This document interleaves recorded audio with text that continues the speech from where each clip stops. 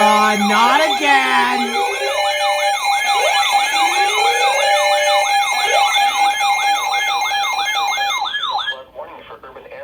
Flood warning!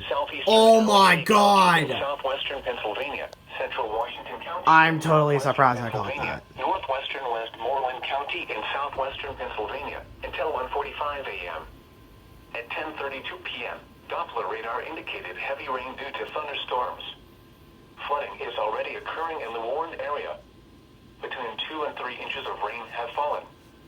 Some locations that will experience flooding include Pittsburgh, Penn Hills, Mount Lebanon, Bethel Park, Ross Township, Monroeville, McMurray, Greensburg, McKeesport, Jeanette, Canonsburg, Gastonville, Shaler Township, Plum, West Mifflin, Northside Pittsburgh, Baldwin, Upper St. Clair, Murraysville, and Scott Township.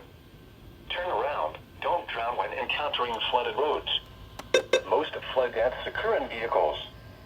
Be especially cautious at night when it is harder to recognize the dangers of flooding.